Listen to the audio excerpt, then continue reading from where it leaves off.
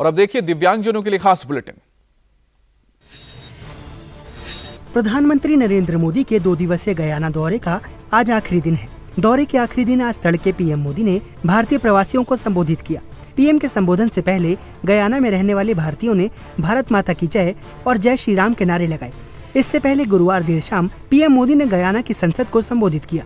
अपने संबोधन के दौरान पीएम मोदी ने कहा कि भारत का गयाना के साथ मिट्टी, पसीने और परिश्रम का गहरा रिश्ता है।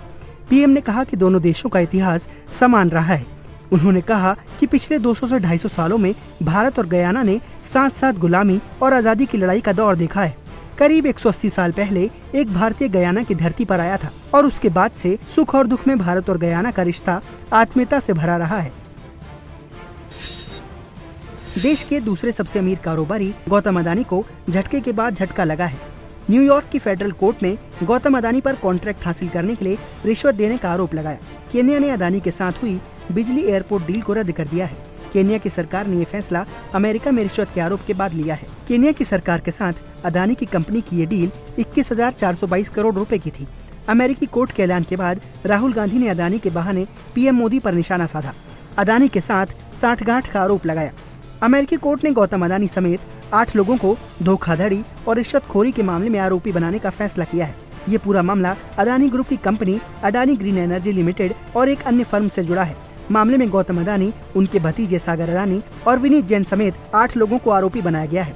इस मामले पर विपक्ष हमलावर है और 25 नवंबर से शुरू होने वाले संसद के शीतकालीन सत्र में भी इसे उठाने वाला है। बागेश्वर धाम के पीठाधीश्वर पंडित धीरेन्द्र कृष्ण शास्त्री के सनातन हिंदू एकता पदयात्रा की शुरुआत हो गई है। बागेश्वर धाम में बाबा की अपील पर हजारों की संख्या में हिंदू पदयात्रा में शामिल होने पहुंच गए। पदयात्रा करीब 160 किलोमीटर की है। पदयात्रा की शुरुआत से पहले बाबा बागेश्वर ने कहा कि उन्हें कोई छेड़ेगा तो वो उसे छोड़ेंगे नहीं। वहीं ऑल इंडिया मुस्लिम जमात के राष्ट्रीय अध्यक्ष मौलाना मुफ्ती शहाबुद्दीन रजवी ने पंडित धीरेन्द्र शास्त्री की यात्रा पर आपत्ति जताई। मौलाना ने कहा कि बागेश्वर धाम के पीठाधीश्वर पंडित धीरेन्द्र कृष्ण शास्त्री की यात्रा नफरत भरी यात्रा होगी। बाबा जी की 160 किमी लंबी यात्रा में आशंका है कि कहीं दंगा फसाद न हो जाए। मौलाना शहाबुद्दीन के बयान पर पंडित धीरेन्द्र शास्त्री ने कहा कि वो बेफजूल की बात कर रहे हैं। उन्होंने कहा कि जब इनके मौलाना नफरती भाषण देते हैं तब सांप्रदायिकता नहीं होती है। धीरेन्द्र शास्त्री की सनातनी एकता पदयात्रा 29 नवंबर तक चलेगी। भोजपुरी एक्टर खेसारी लाल यादव कल देर रात बाबा की इस यात्रा में शामिल हुए, तो आज तेलंगाना के बीजेपी नेता टी राजा सिंह यात्रा में शामिल होंगे। 20 नवंबर को मुजफ्फरनगर की मीरापुर सीट पर हुए उपचुनाव में जबरदस्त बवाल हुआ। विधानसभा क्षेत्र के गांव ककरौली में हंगामे के दौरान वोट डालने जा रही महिलाओं और पुलिस के बीच तीखी बहस हुई। दोनों महिलाओं के हाथ में वोटर पर्ची थी, तो दूसरी ओर ककरौली थाना प्रभारी निरीक्षक राजीव शर्मा हाथ में पिस्टल लिए खड़े थे। एसएचओ पिस्टल को लहराते हुए महिलाओं को घर वापस भेजने का वीडियो सोशल मीडिया पर खूब वायरल हो रहा है, जिसके बाद अखिलेश यादव ने चुनाव आयोग से एसएचओ को तत्काल प्रभार से सस्पेंड करने की मांग की है। साथ ही दोबारा चुनाव कराने की भी मांग की गई है।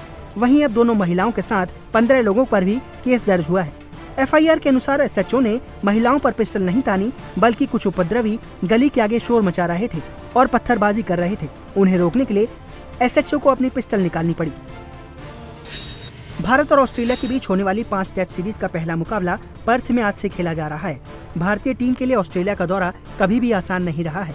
पर्थ के मैदान पर ऑस्ट्रेलिया टीम कभी टेस्ट मैच नहीं हारी है। पहले टेस्ट मैच में रेगुलर कप्तान रोहित शर्मा की गैर मौजूदगी में तेज गेंदबाज जसप्रीत बुमराह टीम की कप्तानी संभालेंगे। वर्ल्ड टेस्ट चैंपियनशिप के फाइनल में पहुंचने के लिए भारत के लिए ये अहम सीरीज है। वर्ल्ड टेस्ट चैंपियनशिप के फाइनल में पहुंचने के लिए इस सीरीज में भारत को 4 मैच जीतने होंगे।